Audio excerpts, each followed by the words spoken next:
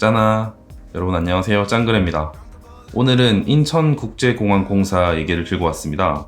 저번에 잠깐 언급했던 직고용에 관한 얘기는 아니고요. 제가 그런 이슈에 대해서 어떤 가타부타 말을 하는 것은 일단 지금의 제 위치에서는 불가능하기 때문에 그 얘기는 하지 않을 거고, 그 대신에 인천국제공항공사에 사무직으로 들어가려면 어느 정도의 노력이 필요하고 어떤 절차를 거쳐야 되는지에 대해서 여러분들께 설명드리고자 합니다. 사실 굉장히 많이 저희 청년들 사이에서도 이런 논란을 빚고 있는 그런 인천국제공항공사지만, 정작 사무직으로 들어가기 위해서는 어느 정도의 노력을 해야 되는지 좀 궁금하지 않으신가요? 얼마나 서로가 힘든지에 대해서 공감할 수 있으면 좀 더 논의의 폭이 넓어질지 않을까 싶은 생각이 듭니다. 저 같은 경우에는 인천국제공항공사를 쳐다보지도 못했습니다. 인천국제공항공사는 사실 메이저 공기업의 대표적인 회사라고 할 수 있습니다. 4대 메이저 공기업이라고 한다면 인천국제공항공사와 한국마사회, 지역난방공사, 가스공사 정도가 해당이 될 것입니다. 어찌됐든 간에 이런 기업의 공통점은 수도권에 비교적 근무를 할 수 있으면서 아주 고연봉, 안정성이 보장되는 그런 회사들인데요. 그만큼 인국공이 이번에 논란이 됐던 것도 가장 좋은 공기업, 취준생들이 가고 싶어하는 공기업이었기 때문에 더욱더 논란이 커졌다고 생각을 합니다. 그렇다면 인국공의 전형 절차는 어떻게 될까요? 다른 기업과 크게 별반 다르진 않습니다. 서류 전형, 그리고 필기 전형, 면접 전형으로 이루어졌습니다. 하지만 인천국제공항공사는 이 한 가지의 전형이 굉장히 소위 말해서 빡셉니다. 먼저 서류 전형에 대해서 살펴보자면, 일단 인국공의 서류 전형은 지원자의 거의 대부분을 붙이는 게 아니라 50배수를 선발합니다. 최종 합격자가 2명이면 서류 전형에서 100명을 추려낸다는 것이죠. 이번에 그렇게 경쟁률이 세 보이진 않죠. 하지만 이 부분은 자격증이 없으신 분들이 아예 서류 전형조차 지원을 안 했기 때문에 나타나는 현상이라고 볼 수 있습니다. 이 서류 전형에서 가장 중요한 것은 자격증의 유무와 어학 능력입니다. 일단 토익 800점이 이상 돼야지 지원을 할 수가 있고요. 자격증은 종류에 따라서 3%, 5%, 10%의 가산점이 주어지고, 어학 능력 같은 경우에는 스피킹 능력에 따라서 1%에서 2%의 가산점이 붙게 됩니다.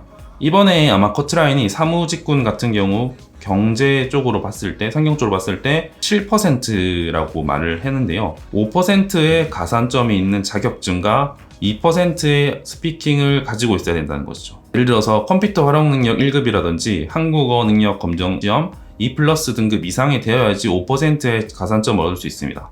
물론 10%의 가산점도 있지만 변호사라든지 어떤 이런 8대 전문직이 아니고서는 10%의 가산점은 불가능하기 때문에 보통 맥시멈 5%를 잡고 있고요. 그래서 5%의 가산점은 보통 많이들 쓰세요. 하지만 어학 능력에서 2%의 가산점을 받기 위해서는 토익 스피킹이 레벨 8이 이상이 되어야 되거나 오픽이라는 스피킹 시험의 등급이 어드밴스드 로우 이상이 되어야 됩니다. 사실 이 정도만 되면 공기업에서는 스펙을 많이 본다고 할 수가 있습니다. 내가 토익이 950이고 컴퓨터 활용 능력이 있어도 토익 스피킹 레벨 7이면 떨어지게 되는 것이죠. 왜냐하면 가산점이 6%이기 때문이죠. 50배수 안에 드는 것도 이렇게 힘이 듭니다. 50배수에 드신 분들은 시험을 칠 수 있는 기회를 얻었는데, 그렇다면 이 필기 전형은 어떻게 진행되느냐? 다른 기업과 이것도 크게 다르지 않습니다. 1교시에는 NCS 보고요. 2교시에는 전공을 보는데, 이번 공고를 보니까 2교시 전공이 경제학, 법학, 경영학 이런 식으로 하나를 선택해서 보는 종류더라고요. 근데 이제 후기를 보니까 NCS가 굉장히 어려웠다라는, 물론 문제가 쉽고 어려운 거에 대해서 당락이 결정된 거나 이런 건 아니지만 어찌됐든지 간에 이 필기시험을 준비하는데도 굉장히 많은 노력이 필요하다는 겁니다. 50배수였던 사람이 이제 3배수까지 쪼여지는데요. 여기서부터 이제 면접 전형이 시작이 됩니다. 면접 전형은 크게 이제 3가지로 나눠지는데요.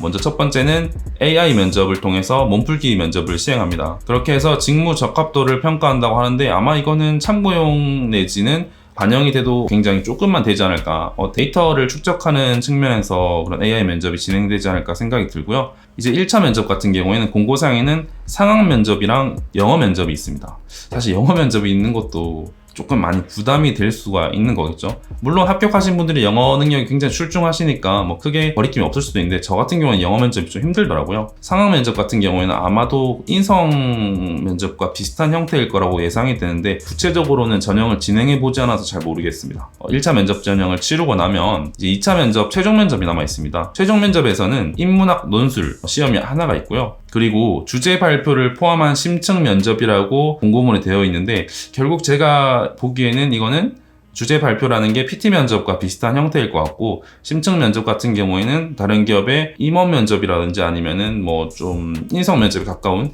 그런 형태가 될 것 같아요. 특징적인 건 이제 인문학 논술을 본다는 건데, 사실 이거는 좀 왜 보는지는 모르겠어요. 특이한 그런 전형이죠. 어쨌든 이렇게 긴 전형을 마치고 나면 최종 합격자가 나타나게 되는 겁니다.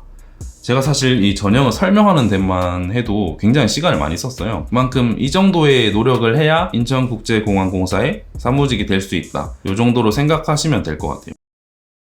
사실 저는 그런 것 같아요. 이제 청년들이 분노하는 것이, 저희 대한민국 같은 경우에는 노력에 대한, 그리고 공정에 대한 가치가 굉장히 크다고 생각해요. 특히 저희 세대한테는 이 정도의 난이도가 될 때까지 이제 공기업의 문턱이 높아졌다는 뜻입니다.